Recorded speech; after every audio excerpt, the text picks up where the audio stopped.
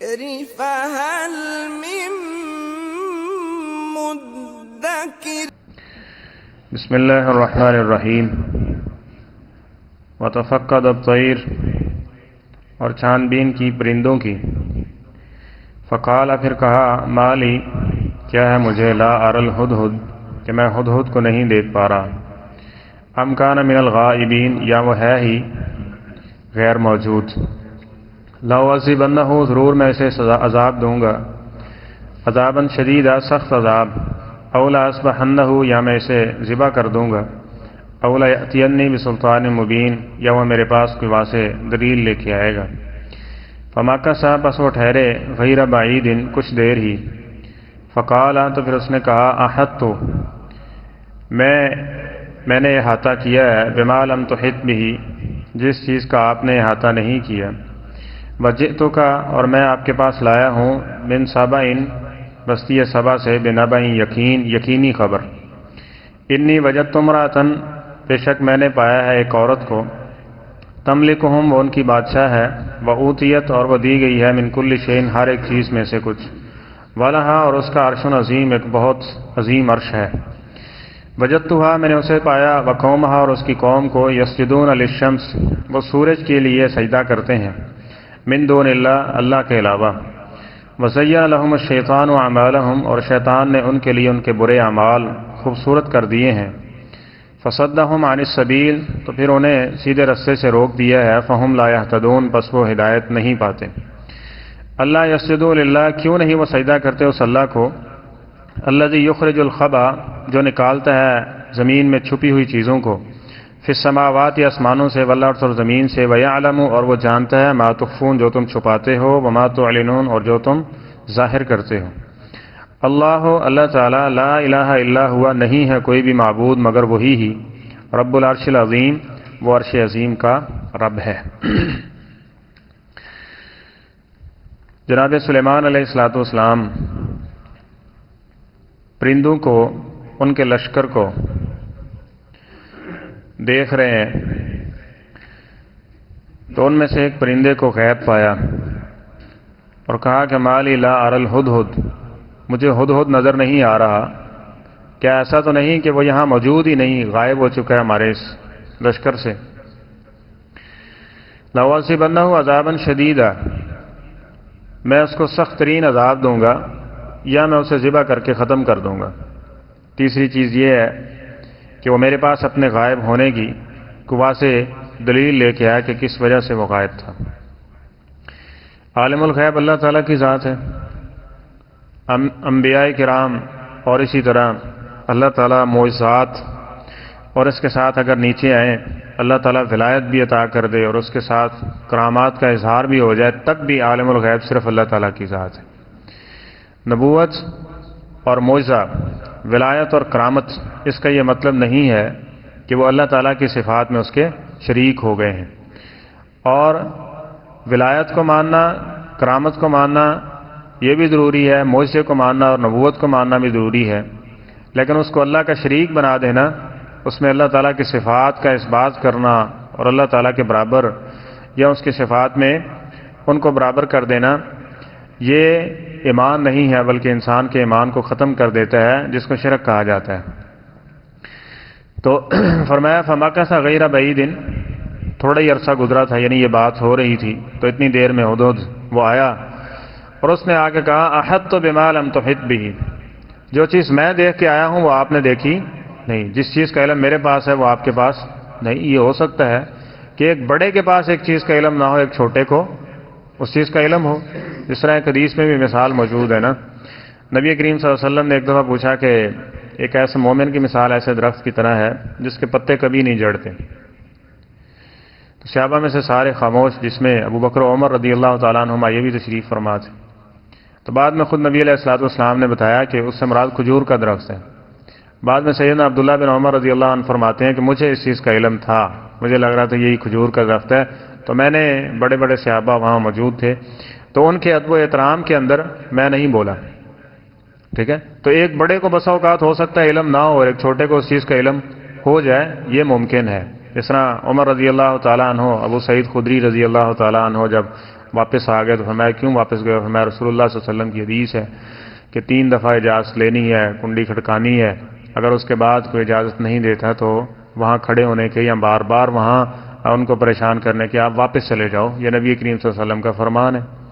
اور میں آج سے سن رہا ہوں، جاؤ اس کے گواہ لے کے آؤ، وگرنہ میں کیا کروں گا، تمہیں درے لگاؤں گا۔ کہیں ایسی بات تو نہیں کہہ دی کہ جو رسول اللہ صلی اللہ علیہ وسلم نے نہیں کہی اور تم نسبت اس کی طرف کر رہے ہو؟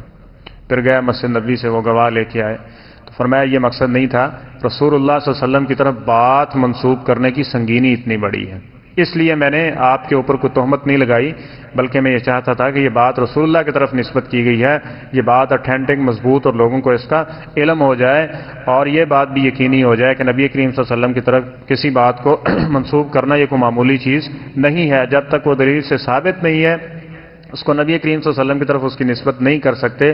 جو کرے گا، نبی علیہ السلام نے خود اس کے بارے میں فرمایا کہ جس نے میرے بارے میں ایسی بات کہی ما لم اقل ہو، جو میں نے نہیں کہی، فلیتبوأ مقعدہ من النار، وہ سمجھے کہ اس نے اپنا ٹھکانہ جہنم بنا لیا ہے، یعنی ایک سنگینی والا معاملہ ہے۔ تو بات عرض کرنے کا مقصد یہ تھا کہ علم ہے، اللہ جس کو جو عطا کر دے، جو جس نے دیکھا، جو جس نے پرکھا، اس کو ہو سکتا ہے، اور اس میں یہ کوئی اہانت والی بات نہیں ہے کہ کسی چیز کا علم نہ ہو، بلکہ شریعت تو یہ کہتی ہے کہ اگر کسی چیز کا علم نہیں ہے تو بندہ یہ کہہ دیتا ہے نا کہ واللہ عالم، اللہ تعالیٰ اس کا زیادہ جو ہے وہ جانتا ہے، مجھے اس چیز کا علم نہیں ہے۔ فرمایا فنصف العلم، یہ بندے کے آدھے عالم ہونے کی نشانی ہے، آدھے عالم، ہر بات کے اندر جس کی وہ فیلڈ نہیں ہے، جو اس کو جانتا نہیں ہے اچھی طرح سے، تحقیق نہیں ہے اس کی، تو اس پہ کلام کرنے کی ضرورت نہیں ہے۔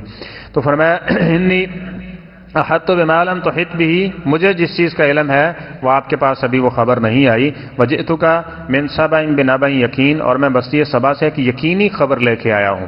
انی وجدت امرأۃ، میں نے دیکھا ہے کہ ایک عورت ہے، وہ ان کی بادشاہ ہے، وأوتیت من کل شیء، اور ہر چیز، یعنی جو اس نے دیکھا اپنے اعتبار سے کہا کہ وأوتیت من کل شیء، اور جو بھی چیزیں تھیں یعنی ضروریات تھیں وہ ساری کی ساری اس کے پاس موجود ہیں، یعنی فوج کی صورت میں لگا لیں، زیب و زینت اور اس کے احکامات اور سردار، یہ ساری چیزیں جو بادشاہت کے لیے ہوتی ہیں سب کچھ اس کے پاس ہے۔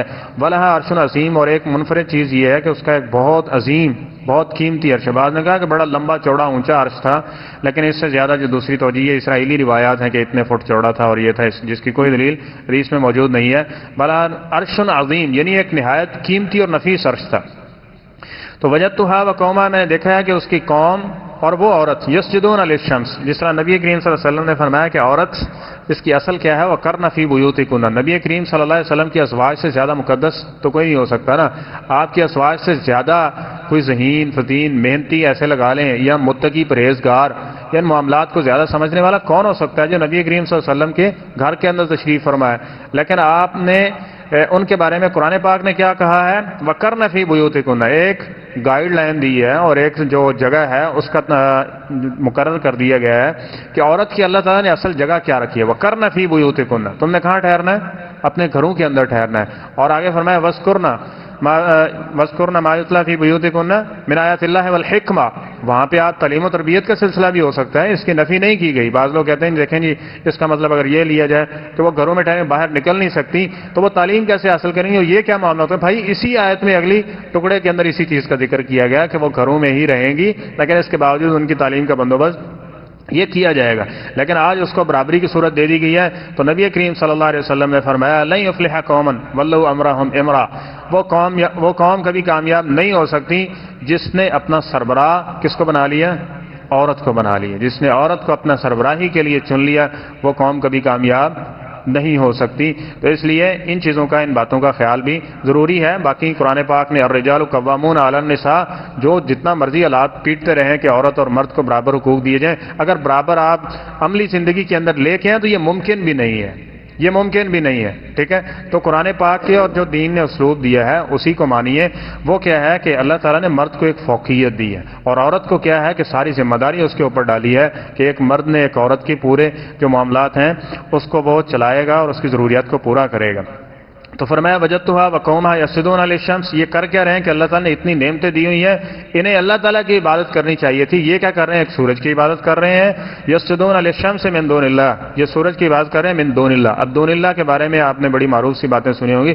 دون اللہ سے مراد بت ہیں جی، دون اللہ سے مراد بت ہیں، اور یہ کہہ کہ سارے امت کے شرک کی سند فراہم کر دیتے ہیں۔ غیر اللہ کی عبادت میں صرف بت آتے ہیں، تو ہم تو ولیوں کی عبادت کر رہے ہیں، ان کے مزار پہ جانا، ان کو سجدہ کرنا، ان سے مانگنا، یہ تو غیر من دون اللہ میں کہاں آتا ہے؟ اور جو من دون اللہ کا ذکر کیا گیا ہے قرآن پاک میں، وہ تو بتوں کے بارے میں کیا گیا ہے۔ اب سورج جو ہے اس کو بھی من دون اللہ کہا ہے۔ عیسیٰ علیہ السلام کی عبادت کرتے ہیں عیسائی، اللہ نے اس کو بھی من دون اللہ کہا ہے۔ عیسیٰ علیہ السلام کی والدہ کی عبادت کرتے ہیں عیسائی، اللہ نے اس کو بھی من دون اللہ کے اندر کہا۔ من دون اللہ کا مطلب کیا ہے؟ کہ اللہ کے علاوہ جس کی بھی عبادت کی جائے گی وہ من دون اللہ، یعنی اللہ کے سوا، وہ نبی، ولی، پیغمبر، اچھا برا کوئی بھی ہو سکتا ہے، جاندار ہو، بے جان ہو، جو کچھ بھی ہے، جس کی بھی اللہ کے علاوہ عبادت کی جائے گی وہ من دون اللہ میں ہوگا اور وہ شرک کہلائے گا۔ فرمایا وَزَيَّنَ لَهُمُ الشَّيْطَانُ أَعْمَالَهُم، مودود کہنے لگا کہ شیطان، یہ دیکھیں چھوٹا سا پرندہ ہے لیکن اس کے اندر بھی یہ اتنا شعور موجود ہے کہ یہ اللہ نے جب پیدا کیا تو عبادت اللہ کی ہونی چاہیے، اور غیر اللہ کی عبادت جو ہے یہ کسی نبی، ولی، پیغمبر اور اچھے انسان کی دعوت نہیں ہو سکتی۔ وہ آدمی جو غیر اللہ کی طرف پکارنے والا ہے یا اپنی عبادت کے طریقے سلیقے بتانے والا ہے، وہ ولی تو بہت دور کی بات ہے، وہ کہیں شیطان کے گروہ کا شخص ہو سکتا ہے۔ وَزَيَّنَ لَهُمُ الشَّيْطَانُ أَعْمَالَهُم، یہ دعوت کسی پیغمبر، نبی، ولی کی نہیں ہے، بلکہ شیطان نے ان کے لیے برے اعمال کو مزین کر دیا ہے، اب اسی پہ وہ مطمئن ہے۔ فَصَدَّهُمْ عَنِ السَّبِيلِ، تو سیدھے رستے سے روک دیا گیا ہے۔ فَهُمْ لَا يَهْتَدُونَ، تو بس یہ ہدایت نہیں پا سکتے، یعنی جو اس حد تک دوسرے کی بات، جو خیر خواہی کرنے والا سننے کے لیے تیار نہیں ہے، تو وہ کیسے ہدایت کی طرف آ سکتا ہے؟ اللہ یسجدوا للہ، کہ ان کو کیا ہو گیا ہے کہ جس خالق اور مالک نے سب کچھ دیا اس کو سجدہ کیوں نہیں کرتے؟ الذی یخرج الخبا، جو زمین میں چھپی ہوئی چیزوں کو ٹھیک ہے اگاتا ہے، پھر اس کے اندر ذائقے اور اس کو مختلف چیزیں انواع کی اللہ تعالیٰ پیدا کرنے والی ذات ہے، اس کو چھوڑ کے یہ ایک سورج کی عبادت کر رہے ہیں۔ پھر السماوات والارض، اور زمین و آسمان کے ایک ایک چیز پہ کنٹرول اس خالق اور مالک کا ہے۔ وَيَعْلَمُ مَا تُخْفُونَ وَمَا تُعْلِنُونَ، اور سورج، چاند اور دیگر جن کی یہ غیر اللہ کی عبادت کی جاتی ہے، ان کو کیا علم ہے اور کیا وہ جانتے ہیں؟ اپنے بارے میں بھی نہیں جانتے، جبکہ اللہ تعالیٰ کی ذات کیا ہے؟ وَيَعْلَمُ مَا تُخْفُونَ وَمَا تُعْلِنُونَ، وہ ہر ایک چیز کی، وہ مخفی ہو یا ظاہری ہو، وہ اس کو جاننے والا ہے۔ اور فرمایا اللہ لا الہ الا ہو، اللہ تعالیٰ کی ذات، اس کے علاوہ کوئی معبود نہیں ہے۔ یہ وہ پرندہ کہہ رہا ہے، یہ پرندہ کہہ رہا ہے کہ اللہ کے علاوہ کوئی عبادت کے لائق، اور یہ انسان ہے جس کو اللہ نے احسن تقویم کہا ہے، اور وہ کہے کہ میں غیر اللہ کی عبادت کرنا، یا یہ انبیاء کی دعوت تھی معاذ اللہ، تو یہ کتنا بڑا بہتان ہوگا اور کتنا بڑا یہ شرک کی صورت ہوگی جس کو اللہ تعالیٰ نے احسن تقویم کہا۔ اور اگر ایسی صورت ہوگی تو آگے فرما دی ہے اور رددنا اسفل سافلین، پھر ہم اس کو کیا کر دیں گے؟ سب بروں میں سے برا ان لوگوں کے اندر اس کو شامل کر دیں گے جب یہ شخص یہ چیز نہیں سمجھے گا۔ تو فرمایا اللہ کے علاوہ کوئی عبادت کے لائق نہیں ہے۔ اس سے یہ بھی بات واضح ہو گئی۔ آج کچھ لوگ کہتے ہیں کہ سجدہ کرتے ہیں، جی ہم یہ کون سا شرک کیا ہے؟